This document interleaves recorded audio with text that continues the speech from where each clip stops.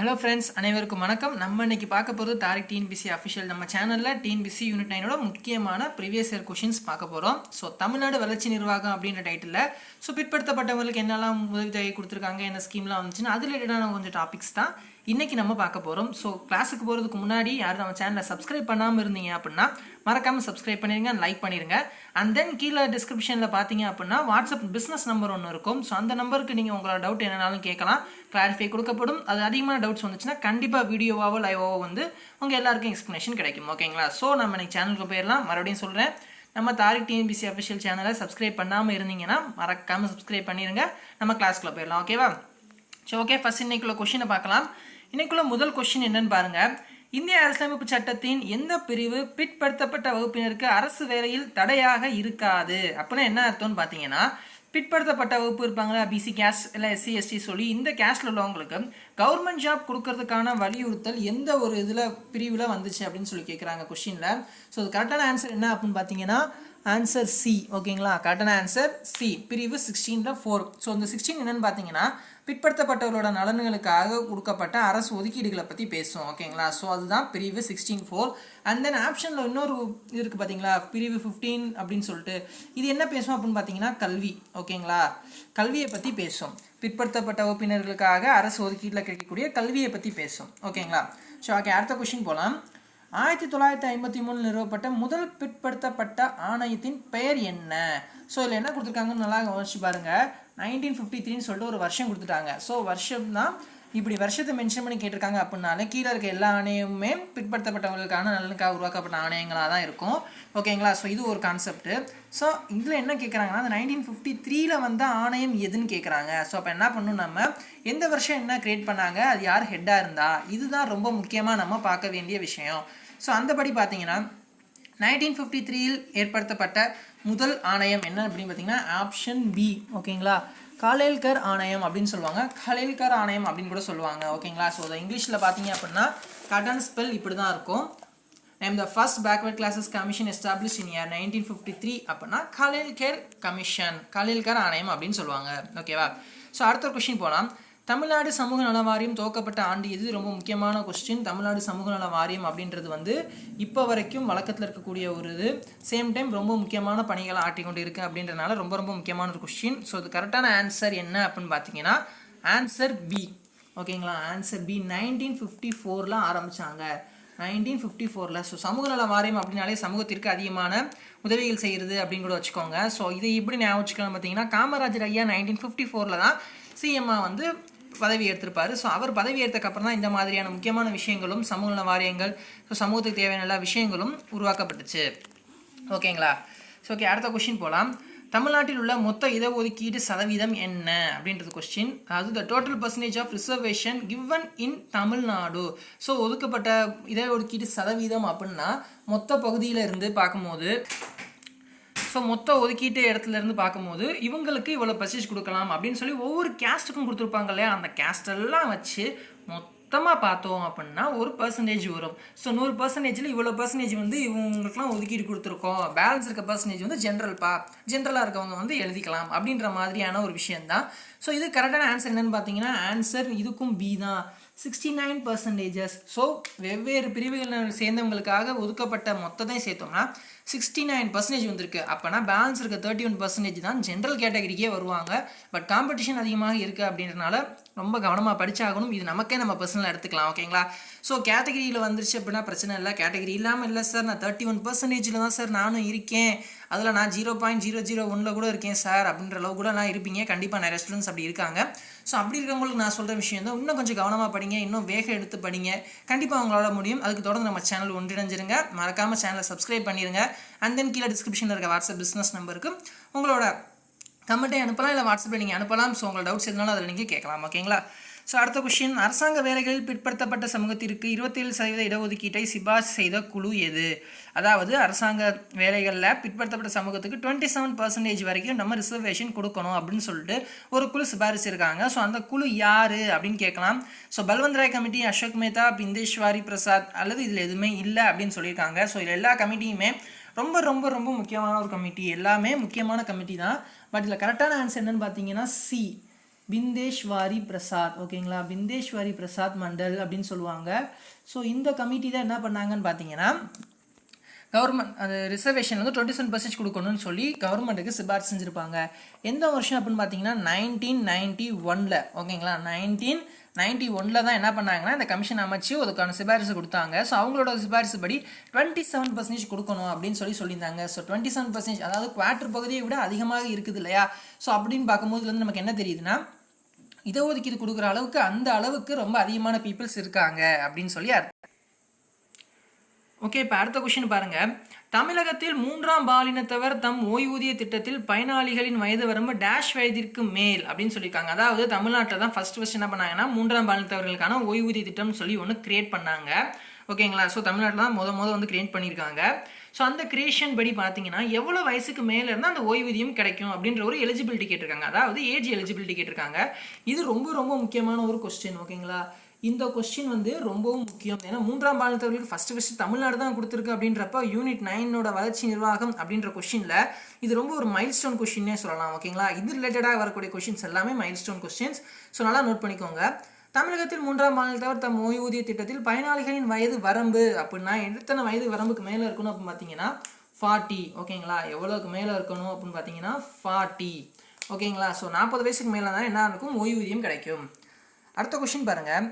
தமிழக அரசால் வழங்கப்படும் கலப்பு திருமண உதவி திட்டம் யாருடைய பெயரால் வழங்கப்படுகிறது? Whose name was given to the intercaste marriage assistance scheme provided by the government of Tamil Nadu? So intercaste assistant marriage அப்படின்றதுல அந்த மேரேஜ் ஸ்கீமில் உள்ள உதவித்தொகை யாரோட பேரால் கொடுக்கப்படுறாங்க? ஸோ பேரெல்லாம் பாருங்கள். டாக்டர் முத்துலட்சுமி அம்மையார், அன்னை தெரசா, மூலூர் ராமாமிர்தம் அம்மையார், டாக்டர் தர்மாம்பாள் அம்மையார். ஸோ இவங்க எல்லார் பேர்லையுமே பெண்களுக்கான ஸ்பெஷல் ஸ்கீம்ஸ், ஸ்பெஷல் உதவித்தொகை திட்டங்கள் இருக்குது. ஸோ கண்டிப்பாக நமக்கு இது கன்ஃபியூஸ் ஆகும், கண்டிப்பான முறையில். ஸோ அப்படின்னு பார்க்கும்போது நம்ம ஃபோக்கஸ் பண்ணி நம்ம படிக்கணும். ஓகேங்களா, ஸோ இது கரெக்டான ஆன்சர் என்னன்னு பார்த்தீங்கன்னா டாக்டர் முத்துலட்சுமி அம்மையார் அவர்கள். டாக்டர் முத்துலட்சுமி அம்மையார் பேரில் தான் இது வழங்கிட்டு இருக்காங்க. ஸோ இங்கிலீஷில் பார்த்தீங்க அப்படின்னா whose name was given to the intercaste marriage assistance scheme. Intercaste marriage assistance scheme நல்லா பார்த்துக்கோங்க. இன்டர்காஸ்ட் மேரேஜ் அசிஸ்டன்ஸ் ஸ்கீம் யாரோட பேர் பார்த்தீங்கன்னா டாக்டர் முத்துலட்சுமி. ஓகேங்களா, ஸோ இவங்க பேரால் தான் உதவித்தொகை கிடச்சிக்கிட்டு இருக்கு. ஸோ இந்த உதவித்தொகை எவ்வளோ ரூபா கொடுக்குறாங்க அப்படின்னு சொல்லி கண்டுபிடிச்சு கமெண்ட் பண்ணுங்க. நிறைய பேர் கண்டிப்பாக தெரிஞ்சிருக்கும். ஸோ அடுத்த கொஸ்டின், இந்தியாவில் முதலாக 3ஆம் பாலினத்தவர்களுக்கு ஓய்வூதிய முறையை அறிமுகப்படுத்திய மாநிலம்? நான் மேலே சொல்லிட்டேன் இதுக்கான ஆன்சரை. ஸோ இன்னொரு தடவை கூட பார்க்கலாம். இது ரொம்ப முக்கியமான கொஸ்டின். ஓகேங்களா, ஸோ இந்தியாவில் முதலாக 3ஆம் மாநிலத்திற்கு ஓய்வூதிய முறை அறிமுகப்படுத்திய மாநிலம் எது? நம்ம தமிழ்நாடு தான். ஸோ தமிழ்நாடோட சிறப்பில் இதுவும் ஒரு முக்கியமான விஷயம். ஓகேங்களா, தமிழ்நாடோட சிறப்பில் இதுவும் ஒரு முக்கியமான விஷயம். ஸோ தமிழ்நாடு அதுக்கான ஆன்சர். ஓகே, இப்போ அடுத்த கொஸ்டின் போயிடலாம். மூவலூர் ராமாமிர்தம் அம்மையார் திருமண உதவித்தொகை திட்டம் தொடங்கப்பட்ட ஆண்டு எது? மூவலூர் ராமாமிர்தம் அம்மையார் திருமண உதவி திட்டம் தொடங்கப்பட்ட ஆண்டு. ஸோ அப்போ இதில் வந்து மூவலூர் ராமாமிர்தம் அம்மையார் பேரால் என்ன கொடுத்துருக்காங்கன்னா திருமண உதவித்தொகை கொடுக்குறாங்க. ஸோ டாக்டர் முத்துலட்சுமி அவர்கள் பேர்லையும் பார்த்தோம் இல்லையா, அது வந்து இன்டர்காஸ்ட் மேரேஜ். ஓகேங்களா, அது இன்டர்காஸ்ட் மேரேஜ். இது வந்து ஜென்ரல் மேரேஜ் அசிஸ்டன்ஸ் ஸ்கீம் தான். திருமணத்திற்கான உதவித்தொகை, ஜென்ரலான உதவித்தொகை. ஓகேங்களா, ஸோ இந்த ராமாமிர்தம் அம்மையாரோட பேரில் வழங்கப்படுற இந்த ஸ்கீம் எப்போ தொடங்கப்பட்டுச்சு அப்படின்னு பார்த்தீங்கன்னா ஆன்சர் டி. ஓகேங்களா, ஆன்சர் டி 1989. ஓகேவா, 1989. ஸோ இதோட முக்கியமான தகுதிகள் அப்படின்னு சொல்லுவாங்க இல்லையா, அப்படின்னு பார்த்தீங்கன்னா அவங்க 10th ஆர் 12th இந்த மாதிரி ஏதாவது படிச்சிருக்கணும். கண்டிப்பான முறையில் 18, அதாவது 18 வயதுக்கு மேலே இருக்கணும். 18 வயதுக்கு மேல் இருக்கணும். அப்படின்னா மட்டும்தான் இந்த திட்டத்துக்கு கீழே பயனடைய முடியும். கண்டிப்பாக 18 வயசு கீழே இருக்கவங்களுக்கு கிடையாது. அதே மாதிரி 10th 12th படித்தவங்களா இருக்கணும். படித்த பட்டதாரிகள் பெண்களுக்குன்னு கூட சொல்லலாம். ஓகேங்களா, இந்த ஸ்கீமை வேறு மாதிரியும் கேட்கலாம். 10, 12ஆம் வகுப்பு படித்த மாணவர்களுக்கான உதவித்தொகை திட்டம் அப்படின்னு சொல்லி கேட்டால் கூட மூவலூர் ராமாமிர்தம் அம்மையார் அப்படின்னு சொல்லலாம். எந்த வருஷம்? 1989. ஓகேங்களா, அடுத்த கொஸ்டின் பாருங்கள். தமிழக அரசின் கீழ்கண்ட திட்டத்தின் மூலம் விதவை வருமானம் மற்றும் மறுவாழ்வை மேம்படுத்தும் திட்டத்தை அடையாளம் காண்க அப்படின்னு சொல்லியிருக்காங்க. ஸோ இதில் என்ன கேட்குறாங்க அப்படின்னா விதவை மறுமணம் மற்றும் மறுவாழ்வு, இந்த திட்டத்தோட பேர் என்னன்னு கேட்குறாங்க. சிம்பிளாக நம்ம ஞாபகம் வச்சுக்கலாம், விதவை மறுமணம் மற்றும் மறுவாழ்வு திட்டம். ஸோ இந்த திட்டத்தை எப்படி எந்த பேரில் அழைக்கிறாங்க அப்படின்றது தான் கொஸ்டின். ஸோ கரெக்டான ஆன்சர் என்ன அப்படின்னு பார்த்தீங்கன்னா பி. ஆன்சர் பி, தர்மாம்பாள் நினைவு திட்டம். திட்டம் ஓகேங்களா. ஸோ இந்த தமிழ்நாட்டில் பெண்கள் அப்படின்னு சொல்லி விடுதலை போராட்ட வீரங்கனை இருப்பாங்க இல்லையா. ஸோ அப்படி இருக்கிறவங்களுக்கு கௌரவிக்கிறதுக்காகவே பெண்களுக்கான ஸ்கீம் ஃபுல்லாக இவங்க பேரில் தான் கொடுத்துருப்பாங்க. ஸோ பெண்களுக்கான ஸ்கீம் அப்படின்னு பார்த்தீங்கனாலே அதிகமாக இருக்கும். அதில் குறிப்பாக பார்த்தீங்கன்னா அந்த மாதிரி முக்கியமானவங்களோட பேரில் தான் அந்த மாதிரி ஸ்கீம்ஸ்லாம் இருக்கும். ஓகே, அந்த ஒவ்வொருத்தரோட நேம்லையும் ஒவ்வொரு ஸ்கீம்ஸ் இருக்கும். ஸோ அந்த வகையில் பார்த்தீங்கன்னா விதவை மறுமணம் தர்மாம்பாள் திட்டம். ஸோ இப்போ நம்ம 3 ஸ்கீம் பார்த்துருக்கோம். இன்டர் கேஸ்ட் மேரேஜ் அப்படின்னா முத்துலட்சுமி அம்மையார் பார்த்தோம். ஸோ ஜென்ரலாக 10th 12th படித்த பிள்ளைங்கள், ஸோ அந்த மாதிரி பெண்கள் படித்த பெண்களுக்கு கொடுக்கணும் அப்படின்னு பார்த்தீங்கன்னா மூலூர் ராமாமிர்தம் அம்மையார் பேரில் பார்த்தோம். அதுக்கடுத்து கவனிச்சிங்க அப்படின்னா விதவை மறுமணம் மற்றும் மறுவாழ்வுன்னு சொல்லும் போது தர்மாம்பாள் திட்டம். ஓகேங்களா. ஓகே, அடுத்த கொஸ்டின் போகலாம். ப்ரீ மெட்ரிக் உதவித்தொகையின் பயனாளிகள் யாராக இருப்பாங்க? ஸோ தமிழ்நாட்டில் ப்ரீ மெட்ரிக் உதவித்தொகை அப்படின்னு சொல்லி ஸ்கூல் ஸ்டூடெண்ட்ஸ் கொடுக்குறாங்க. அந்த ஸ்டூடெண்ட்ஸ் எந்த ஏஜ் லிமிட்டில், அதாவது எந்த ஸ்டாண்டர்ட் குரூப்புக்குள்ளே இருக்கணும் அப்படின்ற ஒரு வரையறை இருக்கு இல்லையா. ஸோ அந்த வரையறையை பாருங்கள். ப்ரீ மெட்ரிக் உதவித்தொகையின் பயனாளிகள் எந்த வரையறைக்குள்ளே வருவாங்க அப்படின்னா இந்த கொஸ்டினுக்கான ஆன்சர் சி. இந்த கொஸ்டினுக்கான ஆன்சர் என்னன்னா சி.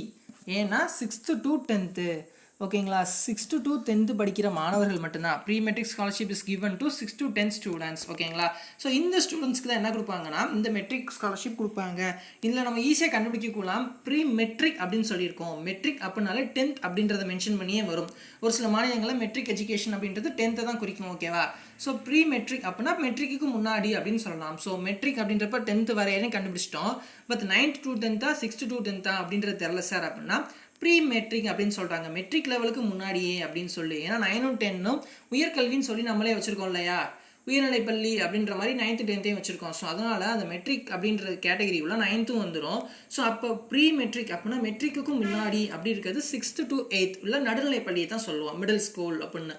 ஸோ இதில் ப்ரீ மெட்ரிக் அப்படின்றது குறிக்கிறது 6th ஸ்டார்ட் ஆகுது. மெட்ரிக் அப்படின்றதுனால கரெக்டாக 10th வந்து நிற்கிது. ஓகேங்களா. ஸோ இதுதான் இதுக்கான ஈஸியான மெத்தடு. ஸோ ஓகே, அடுத்த கொஸ்டின் போயிடலாம். தமிழக கல்வி திட்டத்தில் 3 மொழி ஏற்றுக்கொள்ளப்பட்ட ஆண்டு எது? ஸோ 3 மொழி ஏற்றுக்கொள்ளப்பட்ட ஆண்டு இது வந்து பெரிய சர்ச்சையாக கூட ஆச்சு ஒரு சில நேரத்தில். அந்த டைமில் கொஞ்சம் பெரிய பிரச்சனைகளையும் தூண்டி நிறைய கலவரங்களும் ஏற்பட்ட மாதிரி இருந்துச்சு. பட் இருந்தாலும் அதற்கடுத்து அதை எக்ஸிக்யூட் பண்ணாங்க. அதுக்கடுத்தும் அதற்கான செயல்பாடுகள் இருந்துச்சு. ஸோ எக்ஸ்ட்ரா பாலிடிக்ஸ் வேணாம், கொஷினை மட்டும் பார்த்துக்குவோம். 3 language formula was adapted in the education system of Tamil Nadu in the year which year அப்படின்னு கேட்குறாங்க. ஸோ இந்த கொஷின் இப்படியும் கொடுக்கலாம். இந்த வருஷத்தில் கொண்டு வரப்பட்ட இல்லை இந்த வருடத்தில் ஏற்படுத்தப்பட்ட கல்வியின் முக்கிய மாற்றம் என்ன, கல்வித்துறையில் ஏற்படுத்தப்பட்ட முக்கிய மாற்றம் அப்படின்னு கூட கொஷின் கேட்கலாம். அப்படி கேட்டால் என்ன ஆன்சர் பண்ணணும்? 3 மொழி கொள்கை இல்லை 3 மொழி மும்மொழி கொள்கை அப்படின்னு கூட சொல்லலாம். ஸோ இதற்கான கரெக்டான ஆன்சர் என்னன்னு பார்த்தீங்கன்னா ஆன்சர் பி. ஓகேங்களா. 1965 தான் என்ன பண்ணாங்க, மும்மொழி கொள்கையை ஏற்றுக்கிட்டாங்க. 3 language formula அப்படின்னு சொல்லலாம். ஓகேங்களா. 1965 ஞாபகம் வச்சுக்கோங்க. அடுத்த கொஸ்டின் பாருங்கள். டிரான்ஸ்டான் என்னும் இதனுடன் தொடர்புடையது எது அப்படின்னு சொல்லி கேட்குறாங்க. டிரான்ஸ்டான் அப்படின்னு சொல்கிறதுக்கு the word transtan is associate with. So இதோட மீனிங் வந்து சேருது அப்படின்னு சொல்லி தான் கொஸ்டின். இதற்கான ஆன்சர் வந்து நான் வந்து சொல்ல மாட்டேன், ஒரு க்ளூ மட்டும் கொடுக்குறேன். க்ளூ என்ன அப்படின்னு கேட்டால் அந்த டிரான்ஸ்டான் எப்போ கொண்டு வரப்பட்டுச்சு அப்படின்னு பார்த்தீங்க அப்படின்னா 2014. ஓகேங்களா. 2014. ஓகேங்களா. 2014 சொல்லிட்டு உங்களுக்கு ஒரு க்ளூ கொடுத்துருக்கேன். பட் இதுக்கான ஆன்சர் என்னன்னு சொல்லி நீங்கள் தான் கண்டுபிடிக்கணும். நான் கண்டுபிடிக்க மாட்டேன், ஏன்னா 13வது கொஸ்டின் வந்துருச்சு. ஸோ இதுக்கான ஆன்சர் கண்டுபிடிச்சி நீங்கள் தான் கமெண்ட் பண்ணணும். அடுத்த வீடியோவில் கூட நம்ம அதை பற்றி டிஸ்கஸ் பண்ணலாம். ஸோ இதுக்கான 13 கொஸ்டின் பார்த்துல கொஞ்சம் யூஸ்ஃபுல்லான கொஸ்டின்ஸும் உங்களுக்கு இருக்கும் அப்படின்னு சொல்லி நான் நம்புகிறோம். ஓகே, இதில் ஏதாவது உங்களுக்கு கொஸ்டின்ஸ் டவுட் இருந்துச்சு அப்படின்னா நீங்கள் கண்டிப்பாக கமெண்ட்டில் கேட்கலாம். ஓகேங்களா. அடுத்த லைவில் அதுக்கான தீர்வு கிடைக்கும். அண்ட் தென் உங்களுக்கு எது சஜஷன்ஸ் கொரிஸ் இருந்தால் கூட நீங்கள் அந்த கமெண்ட்டில் சொல்லலாம், கண்டிப்பாக ஏற்றுக்கொள்ளப்படும். அண்ட் தென் டிஸ்கிரிப்ஷனில் சொன்னது தான் வாட்ஸ்அப் பிஸ்னஸ் நம்பர் இருக்குது. அந்த பிஸ்னஸ் நம்பரில் நீங்கள் ஜாயின் பண்ணிக்கலாம். உங்களுக்கான டவுட்ஸ் எதுனாலும் கேட்கலாம். உங்களோட ஃப்ரெண்ட்ஸ் குரூப் இருந்தாலும் நீங்கள் ஆட் பண்ணி விடலாம். உங்களுக்கான டவுட்ஸ் கிளியர் பண்ணப்படும், வீடியோவாகவும் கிளியர் ஆகும், அல்ல அதுலேயும் எக்ஸ்பிளைன் பண்ணப்படும். ஓகேங்களா. ஸோ நம்ம சேனல் உங்களுக்கு பிடிச்சிருந்துச்சா லைக் பண்ணுங்கள், கமெண்ட் பண்ணுங்கள், ஷேர் பண்ணுங்கள், மறக்காமல் சப்ஸ்கிரைப் பண்ணுங்கள். தொடர்ந்து படிக்கிறதுக்கு எங்கள் சேனலோட இணைஞ்சிருங்க. தேங்க்யூ.